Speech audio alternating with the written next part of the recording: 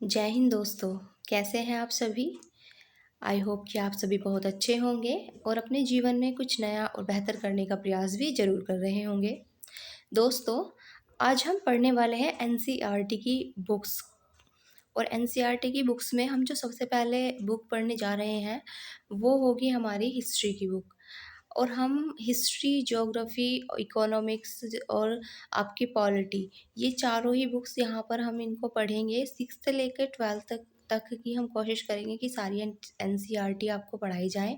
इसमें देखो, आपके कोई भी एग्ज़ाम हो, चाहे वो आपका वनडे एग्ज़ाम हो, उससे लेकर चाहे आपका यूपीएससी तक का एग्ज़ाम क्यों ना हो, यहाँ से डायरेक्ट क्वेश्चंस बनते हैं।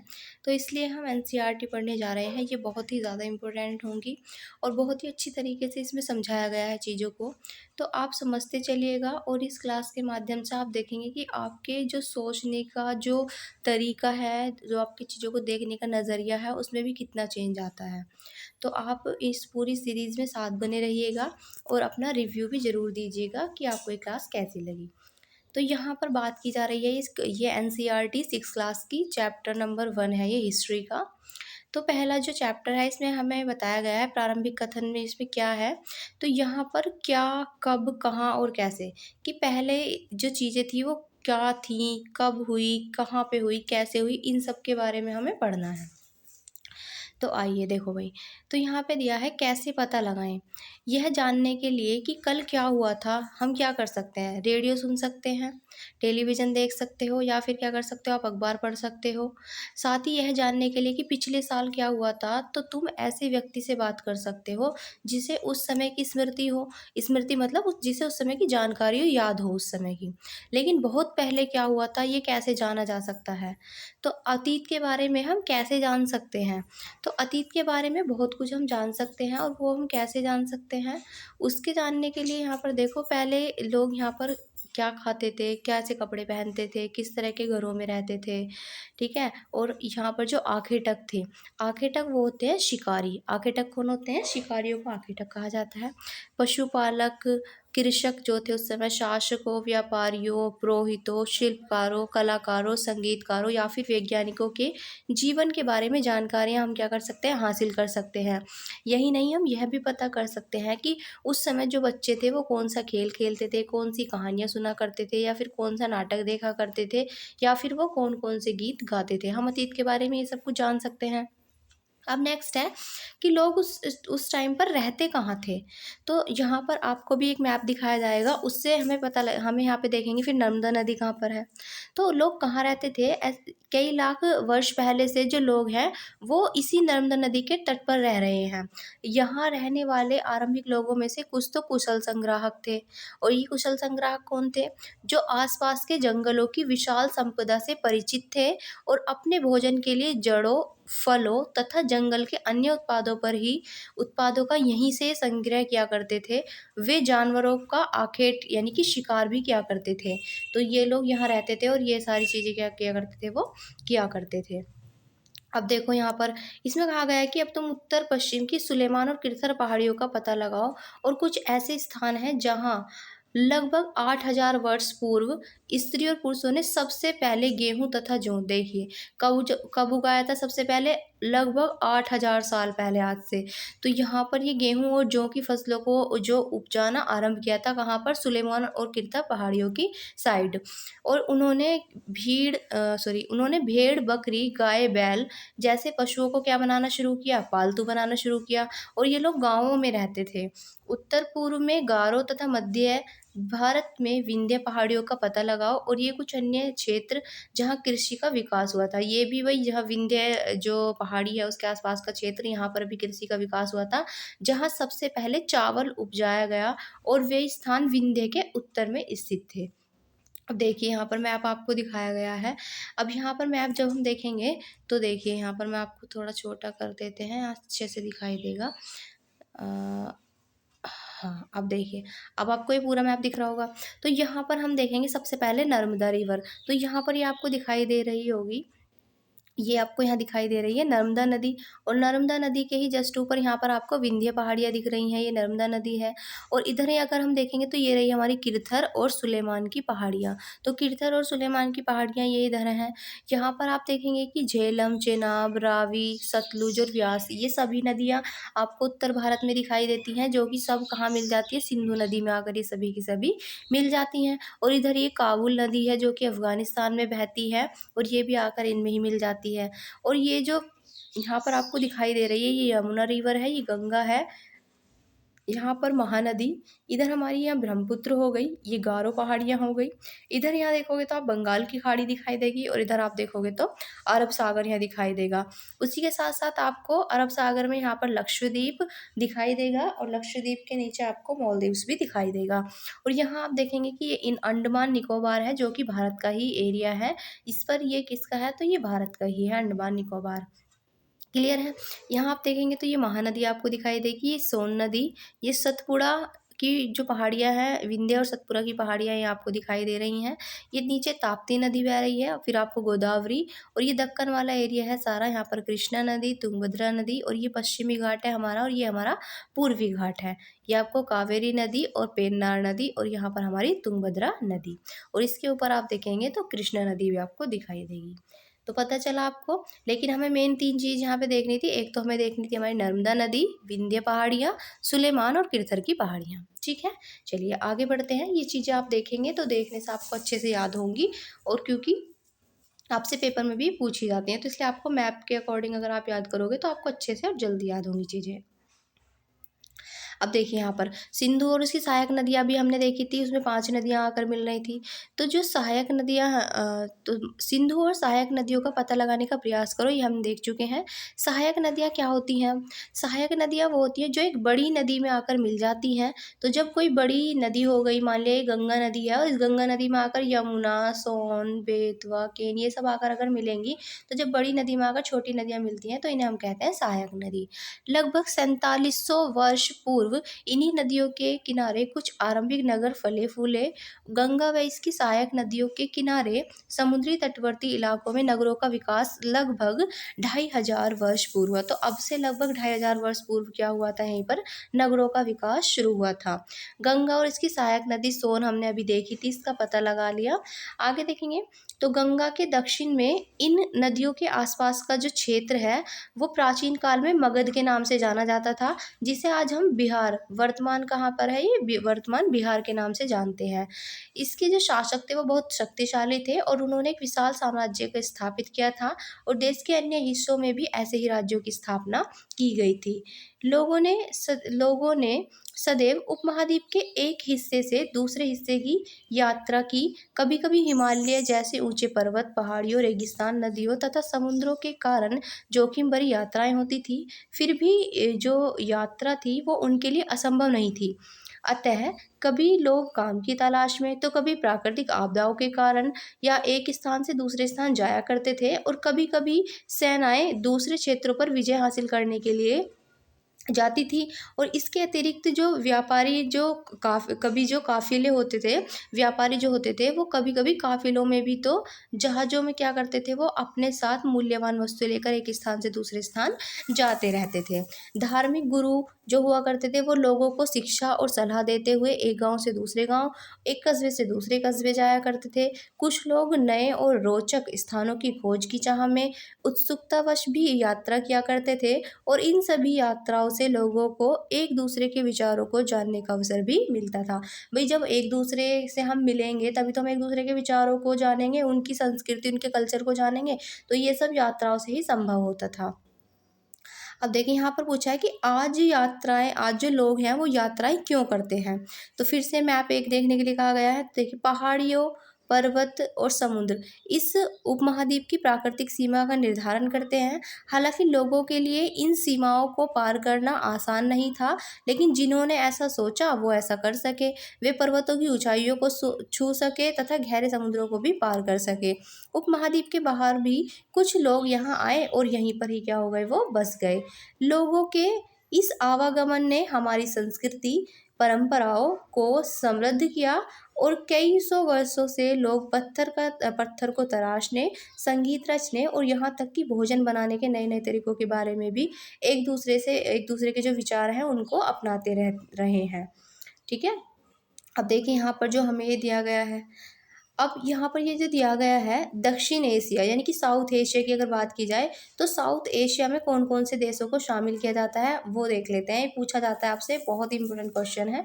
तो यहाँ पर देखिए भारत, जो आज के टाइम का भारत है, पाकिस्तान, बांग्लादेश, नेपाल, भूटान, श्रीलंका तक केवल ये इसमें शामिल किए जाते हैं दक्षिण एशिया में। और अफगानिस्तान, ईरान, चीन, म्यांमार जो है ये सब क्या है, इसके पड़ोसी देशों को दर्शाता है। दक्षिण एशिया जो है ये एक महाद्वीप है, मतलब एक महाद्वीप से तो छोटा है, लेकिन इसकी जो विशालता है वो बाकी जो हमारा एशिया से समुद्रों और पहाड़ियों तथा पर्वतों से बने होने के कारण इसे प्राय उपमहाद्वीप कहा जाता है। क्लियर हुआ। यानी कि कहने का मतलब ये है, ये जो साउथ एशिया है इसके अंदर हमारा आज के टाइम का भारत, पाकिस्तान, बांग्लादेश, नेपाल, भूटान और श्रीलंका को शामिल किया जाता है। लेकिन यहाँ पर जो अफगानिस्तान है, ईरान है, चीन और म्यांमार है, ये सब इसके पड़ोसी देश हैं।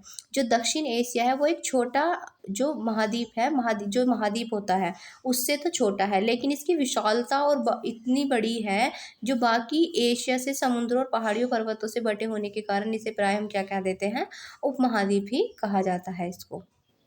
क्लियर है। चलिए अब देखते हैं देश का नाम, हमारे देश का नाम कैसे पड़ा भारत। तो अपने देश के लिए हम प्राय इंडिया तथा भारत जैसे नामों का प्रयोग करते हैं।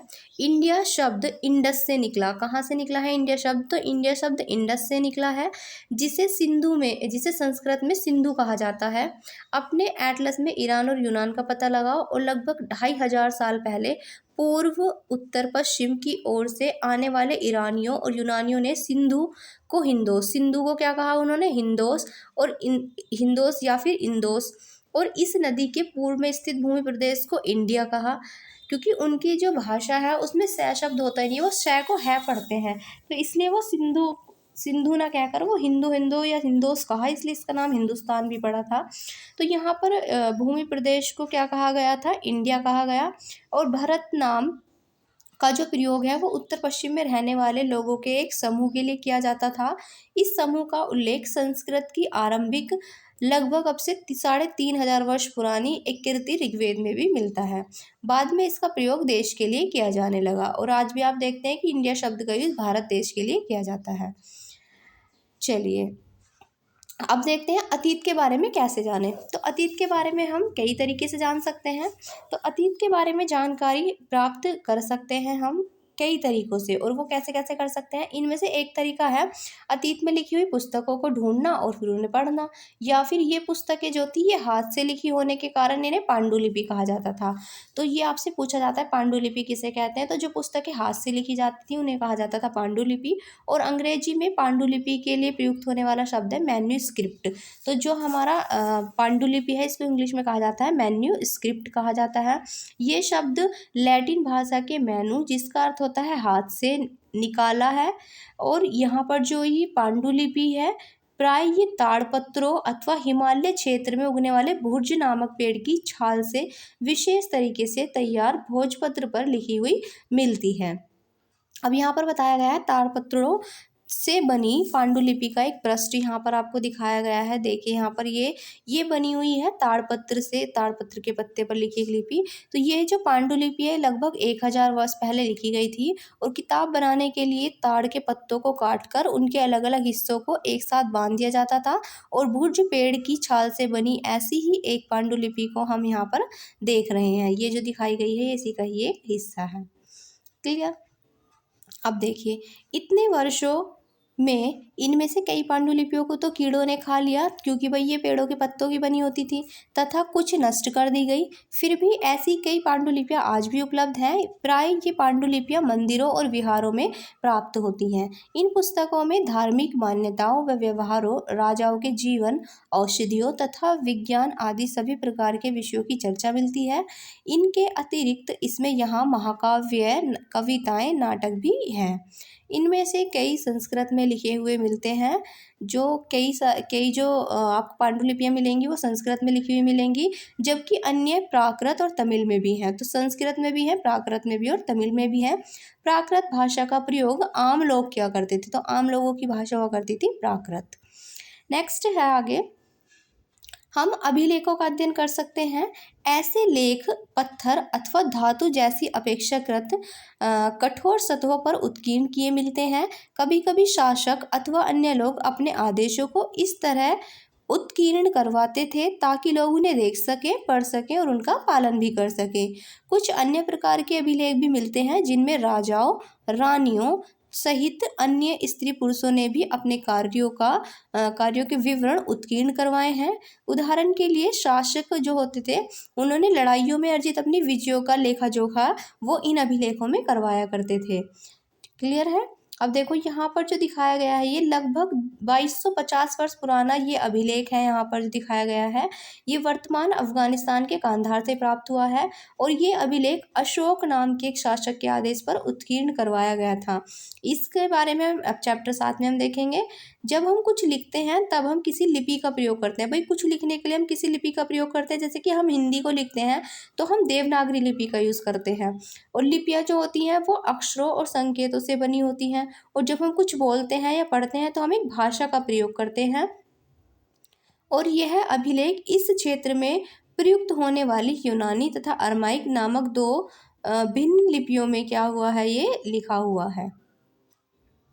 अब देखो अब यहाँ पर पूछा गया है कि क्या तुम बता सकती हो कठोर जो सतह पर लिखवाने के लिए जो लेख लिखवाए गए थे, ये इन्हें लिखवाने के लिए इनके एक तो क्या लाभ थे और इन्हें लिखवाने में क्या क्या कठिनाइयाँ आती थी, ऐसा करवाने के लिए क्या क्या कठिनाइयों का सामना इन्हें करना पड़ता होगा। तो देखिए यहाँ पर इसके अतिरिक्त अन्य कई वस्तुएं अतीत में बनी और प्रयोग में लाई जाती थी। ऐसी वस्तुओं का अध्ययन करने वाला व्यक्ति पुरातत्वविद कहलाता है। भाई जो पुराने ज़माने की वस्तुएं जो प्रयोग में लाई जाती थी, बनाई जाती थी, जो उनका अध्ययन करते हैं, उनकी स्टडी करते हैं, उन्हें कहा जाता है पुरातत्वविद कहा जाता है। पुरातत्वविद पत्थर, ईंटों से बनी इमारतों के अवशेष, चित्रों और मूर्तियों का अध्ययन करते हैं। ये इन सब का अध्ययन करते हैं। वे औजारों, हथियारों, बर्तनों, आभूषणों तथा सिक्कों की प्राप्ति के लिए छानबीन तथा खुदाई भी करते हैं। और इनमें से कुछ वस्तुएं पत्थर, पकी मिट्टी तथा कुछ धातु की बनी हो सकती है। और ऐसे तत्व कठोर तथा जल्दी नष्ट न होने वाले होते हैं। पुरातत्वविद जो होते हैं ये जानवरों, चिड़ियों तथा मछलियों की हड्डियां ढूंढते हैं। इससे उन्हें यह जानने में भी मदद मिलती है कि अतीत में लोग क्या खाते थे। वनस्पतियों के अवशेष बहुत मुश्किल से बच पाते हैं। यदि अन्न के दाने अथवा लकड़ी के टुकड़े जल जाते हैं तो वे जले हुए रूप में बचे रहते हैं। तो यहाँ देखिए ये जो यहाँ पर दिखाए गए हैं, इसमें जो बाएं साइड ये दिखाया गया है एक प्राचीन नगर से प्राप्त एक पात्र है, ये दिखाया गया है यहाँ पर ये। और इस तरह के पात्रों का प्रयोग अब से करीब 4700 वर्ष पहले होता था। और दाएं तरफ यहाँ पर राइट साइड में हमें दिखाया गया है ये चांदी का पुराना सिक्का है। और इस तरह के सिक्कों का प्रयोग लगभग अब से 2500 साल पहले होता था। हमारे द्वारा आज प्रयोग में होने वाले सिक्कों से आप देख सकते हो कि किस तरह से ये भिन्न है। आज हम गोल शेप होती है जिन सिक्कों को हम आज यूज़ करते हैं, तो ये उस टाइम के सिक्के हैं, अब से 4700 2200 2,500 वर्ष पहले। ठीक है, चलिए अब देखते हैं कि क्या पुरातत्व जो विद हैं उनको बहुधा कपड़ों के अवशेष मिलते होंगे। तो देखिए पांडुलिपि जो कि हाथ से लिखी जाती थी, पांडुलिपियों, अभिलेखों तथा पुरातत्व से ज्ञात जानकारियों के लिए इतिहासकार जो हैं वो प्राय स्रोत शब्द का यूज़ करते हैं। इनको सबको हम क्या बोलते हैं, स्रोत बोलते हैं। इतिहासकार उन्हें कहते हैं जो अतीत का अध्ययन करते हैं। जो अतीत का अध्ययन करते हैं उन्हें क्या कहते हैं, इतिहासकार। स्रोत से प्राप्त होते ही अतीत के बारे में पढ़ना बहुत क्या हो जाता है, रोचक हो जाता है, क्योंकि इन स्रोतों की सहायता से हम धीरे धीरे अतीत के पुनर्निर्माण करते जाते हैं। अतः इतिहासकार तथा पुरातत्वविद उन जासूसों की तरह होते हैं जो इन सभी स्रोतों का प्रयोग सुराग के रूप में कर अतीत के बारे में जानने का प्रयास करते हैं। अब देखते हैं कि अतीत एक है या फिर अनेक।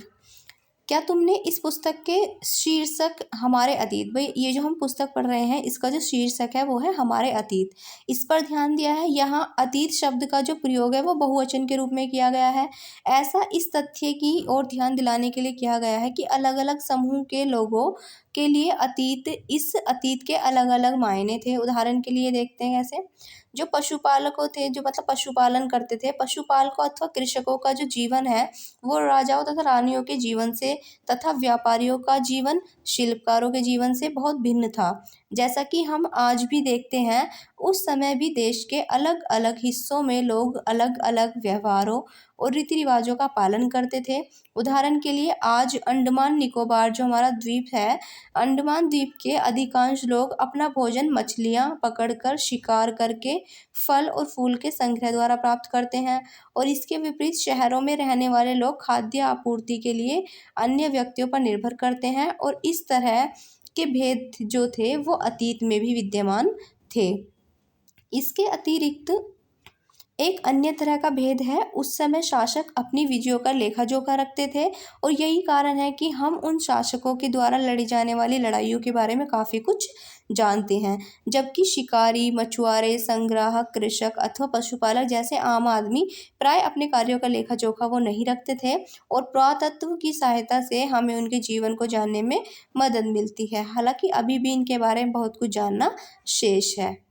अब देखेंगे तिथियों का मतलब क्या है। अगर कोई तुमसे पूछे तिथि के विषय में पूछे तो तुम शायद उस दिन की तारीख, माह, वर्ष जैसे कि 2000 या फिर इसी तरह की कोई और वर्ष बताओगी। वर्ष की यह गणना ईसाई धर्म के प्रवर्तक जो थे ईसा मसीह, उनके जन्मतिथि से की जाती है।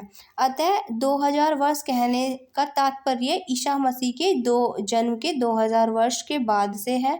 और ईसा मसीह के जन्म के पूर्व की जो सभी तिथियां हैं वो ईपू यानी कि ईसा से पहले या ईसा पूर्व के रूप में जानी जाती हैं। इस पुस्तक में हम 2000 को अपना आरंभिक बिंदु मानते हुए वर्तमान से पूर्व की तिथियों की ओर क्या करेंगे, इसका उल्लेख करेंगे। तो यहाँ पर जो आरंभिक बिंदु माना गया है पूरी पुस्तक में वो किसको माना गया है, 2000 को माना गया है। अब देख लेते हैं हम यहाँ पर इतिहास और तिथियाँ क्या कहती हैं। हिंदी में अंग्रेजी में आप देखेंगे बीसी, तो अंग्रेजी में जो बीसी है हिंदी में इसे हम कहते हैं ईसा पूर्व, यानी कि इसका तात्पर्य है बिफोर क्राइस्ट। ईसा पूर्व होता है, बीसी का मतलब क्या है, बिफोर क्राइस्ट। कभी कभी तुम इन तिथियों से पहले एडी क्या लिखा हुआ देखते हैं भाई, एडी एडी हिंदी में लिखते हैं इसको ई लिखा पाती हो, यह एनो डोमिनी, इसका मतलब क्या होता है, एनो डोमिनी नामक दो लैटिन शब्दों से बना है। इसका तात्पर्य है ईसा मसीह के जन्म के वर्ष से है, जिस वर्ष ईसा मसीह का जन्म हुआ था।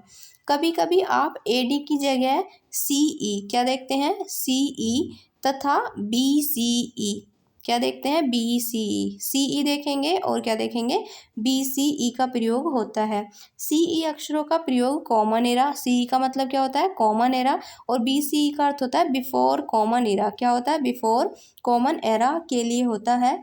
हम इन शब्दों का प्रयोग इसलिए करते हैं क्योंकि विश्व के अधिकांश देशों में अब इस कैलेंडर का प्रयोग सामान्य हो गया है और भारत में तिथियों के इस रूप का प्रयोग लगभग 200 वर्ष पूर्व आरंभ हुआ था। कभी कभी अंग्रेजी के बीपी अक्षरों का प्रयोग भी होता है, जिसका तात्पर्य होता है बिफोर प्रेजेंट, यानी कि वर्तमान से पहले। क्लियर है।